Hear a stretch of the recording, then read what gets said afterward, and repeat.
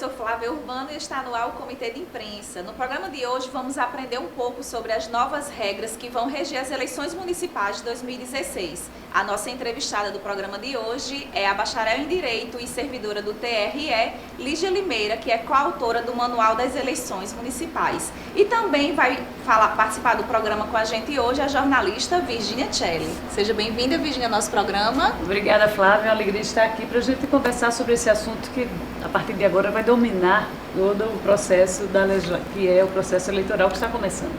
Seja bem-vinda, Lígia, ao nosso programa Comitê de Imprensa. Eu estou super feliz de estar aqui com vocês, viu? Lígia, nas últimas eleições, a senhora e também o juiz, Dr. Jarbas, que também é autor do manual, vinham se preocupando muito, demonstrando essa preocupação de as pessoas terem acesso à informação das regras que regem as eleições para poderem atuar até como fiscais mesmo. E a gente tem percebido que nessas eleições de 2016, os profissionais e a população, de certo modo, têm se preocupado mais com o acesso a essas novas regras, né? Como é que você, que tanto bateu nessa tecla, está vendo esse novo processo, esse novo momento? Flávia, é o seguinte, houve uma mudança muito substancial no processo eleitoral deste ano, né? Uhum. Nós estamos, assim, diante de uma deflagração de um novo modelo, sistema político eleitoral. Eu não tenho a menor dúvida disso, muito embora eu entenda que a gente está num momento de transição. A saída da pessoa jurídica do cenário eleitoral, ela vai provocar um impacto, assim, muito forte no sistema. Isto porque, para você ter uma ideia, em 2014, a pessoa jurídica ela financiou 90% das campanhas eleitorais, né? Nós notamos assim uma intenção clara do legislador de trazer a pessoa física, né, para o cenário eleitoral, né, como financiador de campanha, só que nós não temos a mínima cultura para isso. Tanto é que a pessoa física apenas contribuiu com 2% em 2014, os outros 8% advieram do fundo partidário. Então, diante da crise política que se assolou no país, né, muitas pessoas estão acordando para a necessidade, né, de fazer o seu papel enquanto povo. Né? Eleição é uma coisa nossa, é uma coisa da sociedade, né? Assim, isso é inquestionável. Então, as pessoas procuram hoje, né, se inteirar mais. Então, se espera que realmente a sociedade ela se engaje mais, até porque o aparelho fiscalizatório que vai ser disponibilizado pelo Tribunal Superior Eleitoral, ele facilita muito a vida do eleitor, a vida dos oponentes, né?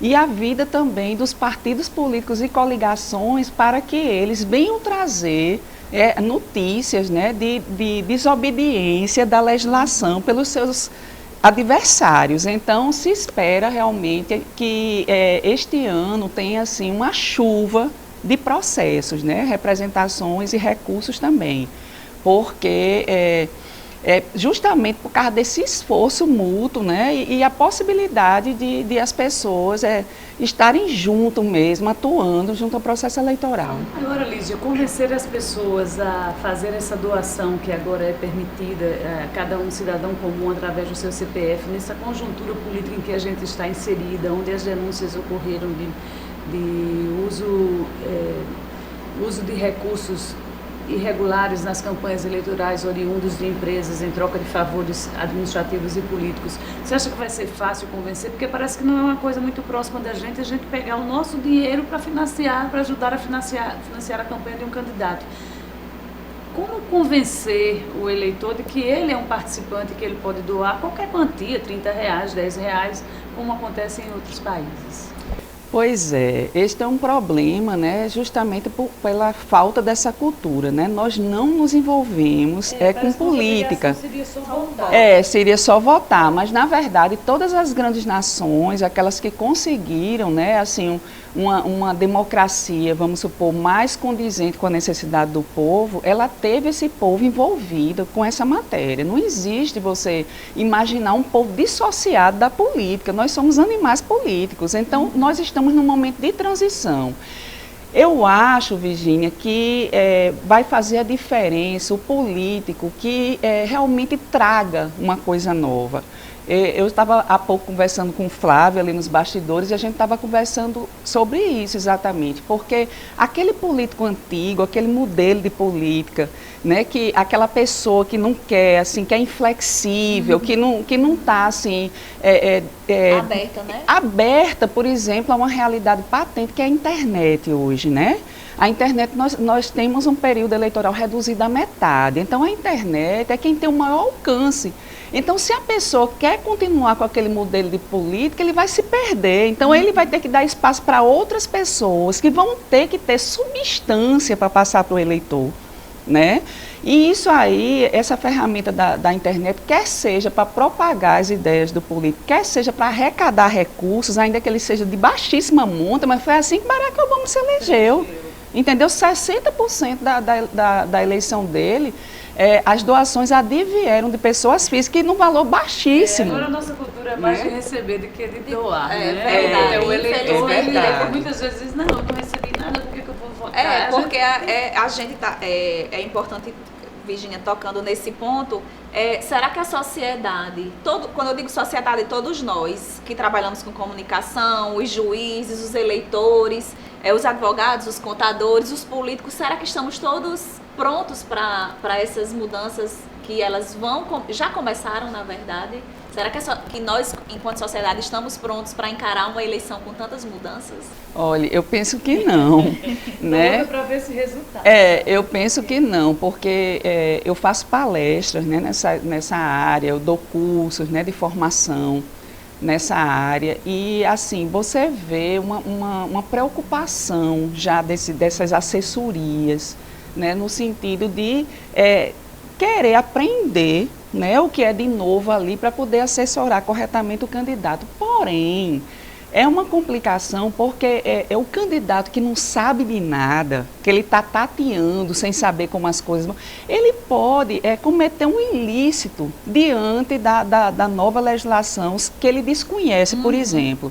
O povo, né, o povo que eu estou dizendo assim, o povão mesmo, né, aquele que é mais leigo nesse assunto, ele é o que tem mais dificuldade, né, Virginia? É o que tem mais dificuldade porque ele tem menos informação, esse processo, né? Digamos, é um processo ainda muito concentrado na mídia, né, de internet, esse debate, né? Assim, muitas coisas sequer, a gente estava conversando lá fora, não estão sendo nem questionadas, coisas importantíssimas, porque é tanta novidade, é tanta coisa nova, que eu acho assim, que o processo eleitoral desse ano ele vai ter um conteúdo meio que experimental. Entendeu? Todo mundo, é um laboratório, está todo mundo diante de uma coisa muito nova. Por exemplo, o Ministério Público Eleitoral, que só tinha 180 dias para correr atrás daquelas representações, para apurar o excesso de doação, porque a pessoa física ele só pode doar até 10%, né, do rendimento bruto auferido no ano anterior, ele mais que duplicou esse prazo. Então, significa que ele vai ter muito mais trabalho. Mais tempo e mais trabalho para correr atrás disso, né? Então você veja a quantidade, né? Como vai ficar assoberbada a justiça eleitoral, se o Ministério Público tem mais do que o dobro do tempo para trabalhar, né? Então, assim, essa autoridade judicial ela vai se ver diante de uma nova realidade também, né? Então, claro, é flagrante que nós estamos ainda num processo, né, de transição. A gente sequer viveu o primeiro processo eleitoral, né, que está sendo regulado por essa nova legislação, né? Então, eu acho que, assim, até o Congresso Nacional, né, que foi quem realmente trouxe todas essas modificações, ele também está assim, né, querendo assistir, né, o resultado disso tudo. O que vai acontecer? A legislação é feita e a estrutura não é compatível com o que foi planejado, né? Porque, como você disse, está aí todo um trabalho bem maior para o Ministério Público, para o Judiciário brasileiro, diante de uma legislação que foi criada pelos políticos, que saiu do Congresso e que não foi estruturada não houve nos uma tribunais, né? Não houve sequer também uma transição, né? Porque muitas vezes uma legislação, quando ela vai, ao final do processo, vai trazer uma mudança radical, a gente tem uma preparação assim ao longo do tempo, né? Essas mudanças elas vêm paulatinamente, elas vieram todas juntas. Com né? certeza. E a gente teve uma mini reforma ou teve uma reforma eleitoral, como costumam chamar, na sua opinião, diante de tanta coisa nova? A reforma eleitoral, ela está muito longe de acontecer, Virgínia, mas a impressão da gente, a gente está tendo essa impressão, porque nós estamos sendo alcançados por 2 mini-reformas eleitorais. Porque a de 2013, lá, o TSE reconheceu que ela não poderia incidir sobre as eleições de 2014, porque não havia sido observado o princípio da anualidade, aquele segundo a qual tem que decorrer pelo menos um ano, né, da edição, da publicação da lei, até o processo eleitoral. Então ficou guardada aquela mini-reforma que já era substancial. Agora veio uma outra. Então, para a gente que está de fora, diz, nossa, mudou muita coisa. Isso é uma grande reforma, mas na verdade são 2 mini-reformas. Agora, qual é o grande impacto para a eleição desse ano? Eu não tenho a menor dúvida, são 2. Tá certo? O maior deles é a retirada da pessoa jurídica do cenário eleitoral. A segunda, necessariamente, são os limites de gastos, que agora são fixados pelo TSE. Então, eles agora já são conhecidos, né? Antigamente eram os partidos que deliberavam sobre isso nas convenções partidárias, agora não. Então, na verdade, esse político ele vai ser obrigado a trazer, a puxar para baixo a campanha dele, né? Vai ser obrigado realmente a baratear a campanha, porque não tem como, né? Aí você diz assim, não, há quem defenda, né? Diz assim, isso é um incentivo ao Caixa 2. Né, o Caixa 2 vai aumentar. Mas e o aparelho fiscalizatório? Como é que você vai Entendeu? ostentar uma campanha na rua que se ela não muito condizente complicado. com a Que vai contas, ter né? sempre Caixa 2, vai. É uma coisa que a gente não vai erradicar nunca. O dinheiro anda, o dinheiro é acompanhado. Pois é complicado. Até o COAF, né, o COAF que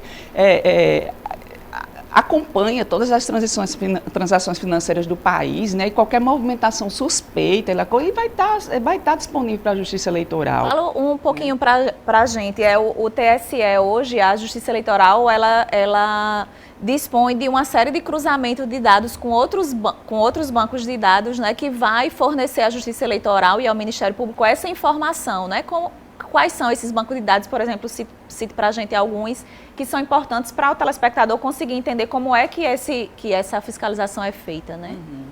A partir do momento que o partido político ele solicita o registro de candidatura dos seus candidatos, essas solicitações elas são automaticamente transferidas para a Receita Federal, né, que vai ali atribuir as inscrições de CNPJ dessas candidaturas. A partir daí, nós temos um dado assim, que vem mudar substancialmente também a seara financeira das campanhas. É o seguinte, a cada depósito na conta desse candidato do partido político, ele tem o dever de, dentro de 72 horas, comunicar à Justiça Eleitoral. A Justiça Eleitoral, dentro de 48, vai disponibilizar isso para a sociedade. Então, veja, a gente vai ter uma eleição que ela vai ser acompanhada passo a passo. É um grande Big Brother eleitoral, né? Então, depois disso aí, que já é uma fiscalização, é um batimento, assim, né? Passo a passo, ao final, né, nós vamos ter banco de dados das fazendas estaduais e municipais de notas fiscais eletrônicas, para ver se os candidatos e os partidos, quer dizer, quem quiser burlar e dizer que não adquiriu aquilo, você está preso pelo seu CPF, CNPJ, tudo ali, e vai ser informado para a Justiça Eleitoral. Né? A gente tem a Relação Anual de Informações Sociais, a RAIS, que é uma grande novidade também de batimento de dados, para saber a capacidade financeira, porque não é só você ter um limite para doar. Eu quero saber o seguinte, eu tenho um limite, porque qual é a regra? 10%. Quem não apresentou o imposto de renda? Ele disse que é 10% sobre o valor da dispensa do encaminhamento, que é 28 mil uns quebrados. Então, isso significa que, em tese, qualquer pessoa física poderia doar até 2.800, mas ela tem capacidade para doar isso, então a RAIS ela vem trazendo quanto cada trabalhador brasileiro percebeu mês a mês. Entendeu? Isso, por exemplo, se a pessoa declarou imposto de renda no ano passado, mas se ela está desempregada agora, como é que ela pode ser doadora se ela não está, se ela está desempregada? Né? Então, assim, se ela ganha um salário mínimo, como é que alguém vai alegar, dizer assim, ela está dentro do teto porque é 2.800, mas ela ganha um salário mínimo, como é que ela pode aparecer nessa situação, né? Então, nós temos o batimento também com o Banco Central, né, extratos eletrônicos que vão ser encaminhados para a Justiça Eleitoral e vão ser divulgados também na página da internet, né? E a autoridade judicial vai ter acesso também ao Bacenjudo, vai poder bloquear valores. Então, esse ano, a coisa assim, ela cresceu, que eu sempre digo assim, daqui a pouco a urna eletrônica ela vai perder até o charme dela, porque o sistema de prestação de contas eleitoral está ficando tão monstruoso, no sentido da capacidade dele fazer batimento, entendeu? Que vai ser uma grande ferramenta para a democracia brasileira, né? Até um assunto que a gente quer tratar aqui, mas acho que vai ficar para o próximo bloco por causa do tempo. Mas pode fazer, fundo partidário, a distribuição dos recursos do fundo partidário, Lígia. Porque a gente sabe que é outro instrumento que os candidatos terão de buscar recursos para financiar as campanhas. Mas o que as informações que nos chegam é que esse fundo partidário, esse dinheiro dos partidos, ele pode não chegar obrigatoriamente a todos os candidatos, inclusive aqueles candidatos de municípios onde não há, dos estados onde não há uma representação de deputado federal. Então, qual é a obrigatoriedade e como esse fundo partidário deve ser distribuído, né? Vamos aguardar no retorno, nós conversaremos sobre esse assunto do fundo partidário e voltamos com a entrevista com Lígia Limeira. Até já.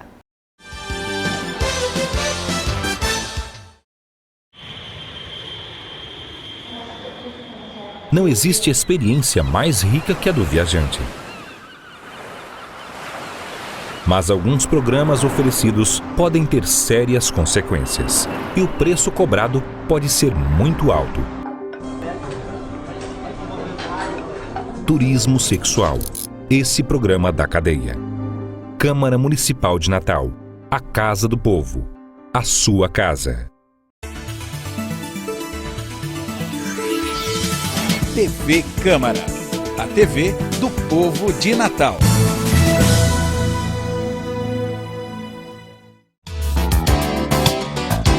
Saúde integral, bem-estar, equilíbrio.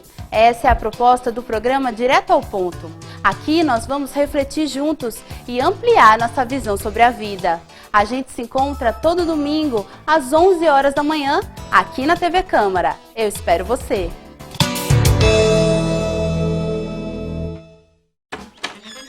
Rod, olha o meu presente para você! Todos os pássaros da selva juntos. Munani! Isso mesmo, Rod. Papagaios, tucanos, araras. Isso é crime, cara. Animais selvagens não podem ser presos. Abre aí o presente.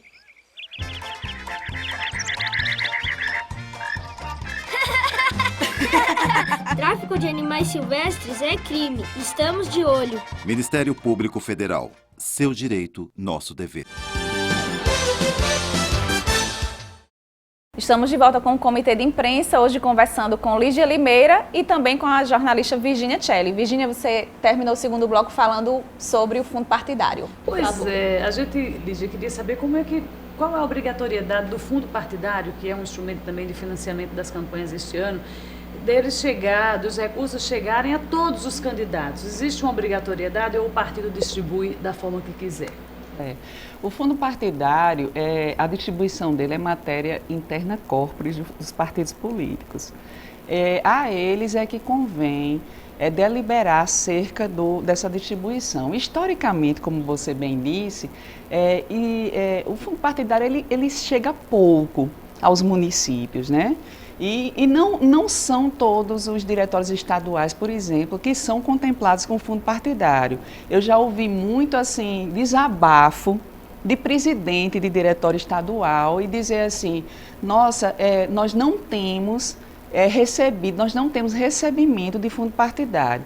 Só que acontece o seguinte, com essa dificuldade, né, patente que a gente vai enfrentar agora, da história da cultura, né, do envolvimento da sociedade em si, as pessoas os candidatos que não dispuserem de fundo partidário, eles vão ficar numa situação bastante complicada, né, porque é difícil você conceber que de uma hora para outra a sociedade passe a contribuir, né, com essa campanha. É complicado conceber isso. O Congresso Nacional praticamente triplicou o fundo partidário, né? Ele chegou lá, a proposta inicial era perto ali de 300 milhões, ele passou para quase 1 bi, né? Se foi ele mesmo que trouxe a legislação nova, me parece assim óbvio que os partidos estão querendo mudar um pouquinho a postura, né? Mas também, Virgínia, é uma coisa nova, é uma coisa de se ver como é que isso vai se comportar. E agora tem a obrigação também da destinação das campanhas femininas, né, do fundo partidário. Qualquer partido político que for investir fundo partidário na campanha, ele se obriga, nos termos da legislação, a destinar de 5% a 10% desse valor para as candidaturas femininas. Né? Um modo de incentivar a participação da mulher. E me parece assim, muito óbvio que o legislador ele não está pretendendo só encampar uma propaganda no sentido dessa importância, ele está querendo eleger, porque no momento que ele disse que é obrigatório, quando vai se investir em campanha, então se vê claramente uma vontade do legislador trazer para dentro do cenário político brasileiro, né, mais mulheres. Inclusive, a própria Justiça Eleitoral agora está com uma campanha na televisão e no rádio falando sobre isso, né? O quanto há um descompasso entre a representatividade feminina na seara política e o quanto nós somos na sociedade, não é? Acho que são 9% apenas dos cargos políticos são ocupados por mulheres. É muito pouco, né? Nós somos, enquanto país, o 156º país em representação, por exemplo, no parlamento. A representação feminina, né? Ela é muito, muito escassa ainda. Chegamos a eleger o presidente da República, né? A experiência até o momento. Outro assunto, além da questão dos recursos que chama a atenção nessa campanha, a gente tocou mais rapidamente, eu queria falar um pouco mais sobre a questão da internet também, né? Tanto quanto os recursos, o financiamento, a forma de se arrecadar dinheiro para as campanhas, a internet também traz uma série de novidades para as campanhas desse ano, né? E o mau uso delas pode tirar qualquer eleito do páreo, né? Com certeza, inclusive são as maiores multas na seara da propaganda eleitoral. Estão na internet? Estão na internet. Então, propaganda irregular, né, assim, na internet, se exige, você não pode pagar. Né, pagar para alguém veicular para você. E essa propaganda ela tem que se dar dentro da página do candidato ou do partido político e, claro, a manifestação individual do eleitor. Se você tem um blog, você pode propagar, mas assim, jamais contratado pelo candidato. Né? Não pode ser, por exemplo, contratado aquela ferramenta, né, que termina fazendo uma propaganda exacerbada, como a gente vê na internet, né? Patrocinado, aquilo não pode, né? Você não pode comprar cadastro. Então, todas as multas estão ali no patamar de 2 a 8 mil, na internet é de 5 a 30 mil, para você ter uma ideia. Você pode denunciar, né? Você faz um print ali de alguma coisa que você está vendo que está errado e você pode... É isso que eu ia falar agora. Alguns TREs, eles já estão lançando aplicativos, ferramentas para que o eleitor possa denunciar, porque a gente sabe que existe um telefone, não é? Tradicionalmente existe uma linha para a qual a pessoa pode denunciar, mas, por exemplo, a OAB vai lançar um aplicativo que também facilita essa a OAB da corrupção, né? que facilita essa comunicação, né? A gente tinha falado um pouco sobre que essa eleição vai ser uma eleição de muitos processos na justiça e as pessoas tomando para si essas informações, cada uma pode funcionar como um fiscal também desse processo. Com certeza. E outra coisa, no caso das mensagens, vamos supor, torpedos, né? Que o candidato pode mandar torpedo, né, para fazer propaganda eleitoral, mas ele tem que se preocupar, porque nisso aí ele tem que construir uma ferramenta para que, se por acaso, é uma ferramenta que possibilite a pessoa, o destinatário da propaganda, a dizer assim, olha, eu não quero mais receber. E ele tem que parar sob pena de, a cada mensagem, ele pagar R$100, né? Então, assim, é claro que isso aí vai envolver a sociedade, mas eu acredito, Flávia e Virgínia, eu acho que a sociedade da gente está tão revoltada também, assim, no sentido do que a gente está, né, enfrentando no país, que eu acho que vai ter um envolvimento natural da sociedade, entendeu? Dia chegará que nós vamos ter muito envolvimento. Nós estamos vivendo um momento de transição, mas eu penso que assim, no andar da carruagem, a sociedade vai começar a se envolver mais, né? E as ferramentas de denúncia são várias, né? Aí não pode ter a denúncia anônima, né? Ela é combatida, né? Você tem que se identificar, muito embora a Justiça Eleitoral não vai propalar isso, mas assim, para evitar aquela pessoa assim, dolosamente tá prejudicando outrem, né? A responsabilidade de quem vai também divulgar uma informação com a checagem dessa informação, porque muitas vezes você solta hoje nas redes sociais uma informação que não é verdade e você acaba prejudicando um candidato, né?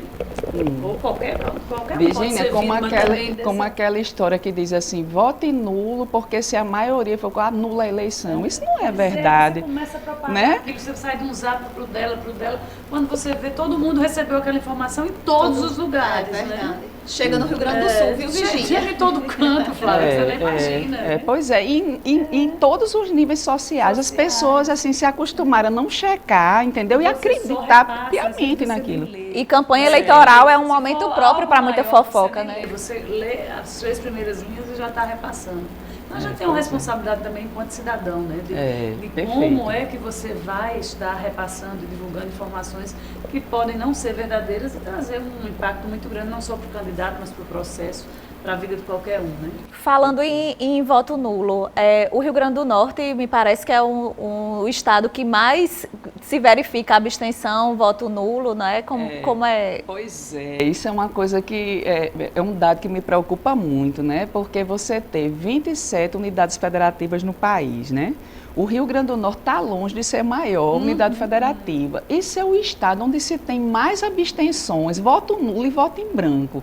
Significa um descompromisso, né, com esse dever cívico que a gente tem, esse compromisso com o futuro, né, porque vai ser, o sistema da gente exige isso, não adianta você dizer assim, eu vou anular meu voto, eu vou votar em branco, eu vou não sei o quê, porque eu não acredito, mas sua família, você vai ser vítima desse sistema. Por mais que a gente esteja desacreditado dos políticos, mas não existe outra maneira de você modificar o país, o estado e a sua cidade, se não for através do sistema eleitoral, né? E como uma coisa puxa a outra, né, eu tenho que trazer um dado para o telespectador, que também é preocupante, que é que o Rio Grande do Norte é um dos estados que mais tem cassação de prefeito, né? Assim, triste, né? É uma coisa. Eleições, né, pois é, uma coisa assim que traz a gente, conduz a gente a uma reflexão de dizer assim, pelo amor de Deus, assim, no nosso estado, que tipo de compromisso a gente tem? Né, com o nosso estado, com a nossa cidade, com os nossos municípios, né? Nós enquanto políticos, nós enquanto sociedade, claro. Né? Porque se você tem mais problema, isso está sendo acusado, isso é uma estatística, é uma coisa para se pensar. Lígia, tudo isso que a gente está falando está no manual? Está!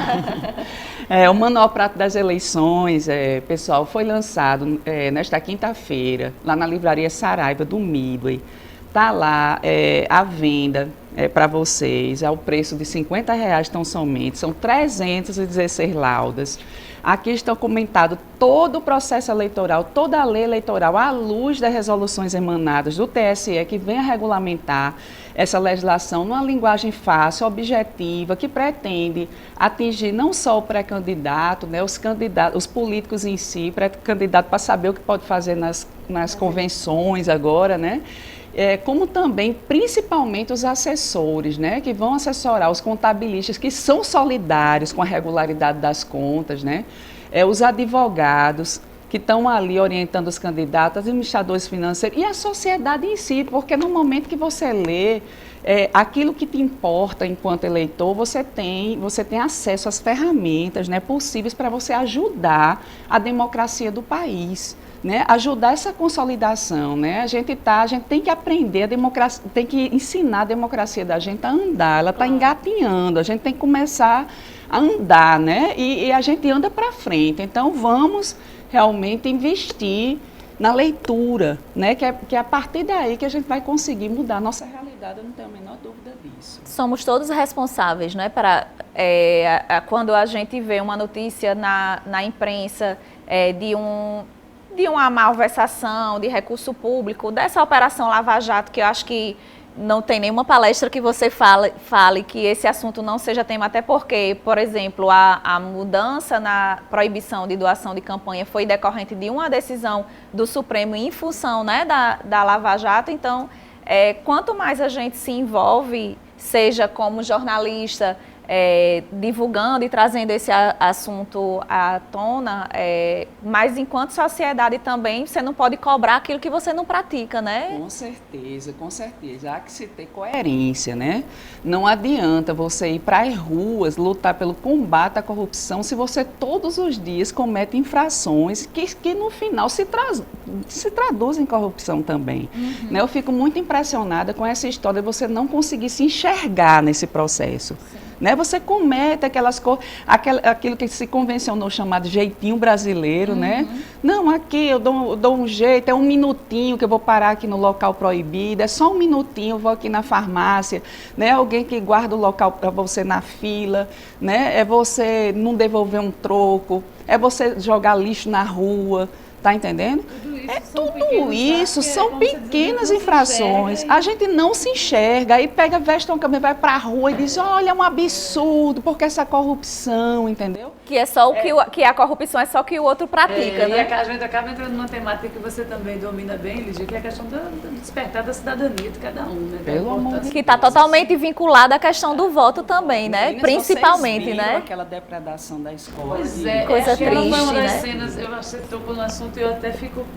Porque eu acho que uma das cenas mais tristes que eu já assisti, assim, até no dia a dia, não só de mãe, de cidadã, mas também enquanto de jornalista, de ver a depredação daquele patrimônio. A gente está fazendo referência a uma escola em Parnamirim, uma escola que servia a uma comunidade que tinha acabado de ser construída, que as pessoas estavam usufruindo da educação, do saber, de todo o espaço construído e que os próprios moradores da comunidade acabou. E é muito simbólico porque é uma escola, né, Virgínia? E sem nenhum tipo de interferência de nada dos poderes públicos, dos instrumentos, dos organismos de segurança, sem o temor do cidadão, porque a gente viu ali, eu estou acabando fazendo um discurso, né? Mas é porque a gente fica tão revoltada, porque a gente viu a InterTV estava lá filmando, as pessoas não se intimidaram nem com a presença da imprensa. Pois é. Eu acho que nem no Rio a gente viveu uma... Muito pelo contrário, a imprensa se intimidou. Diante da comunidade, né? Diante da comunidade. Então você vê uma selvageria. Nós estamos assim, se nós não tomarmos conta disso aí, a gente vai virar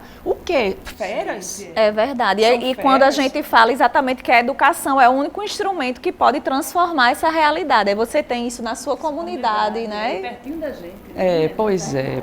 É verdade. Lígia e Virgínia, nós passaríamos aqui mais meia hora conversando, mas infelizmente nosso tempo está acabando. Eu gostaria de agradecer a sua presença aqui no nosso programa. Eu que agradeço e vou esperar o convite para a gente discutir cidadania. Com certeza ele virá. Virgínia, muito obrigada mais uma vez por participar do comitê. Alegria estar aqui. Obrigada. Obrigada a você que nos assistiu até agora e até o próximo Comitê de Imprensa.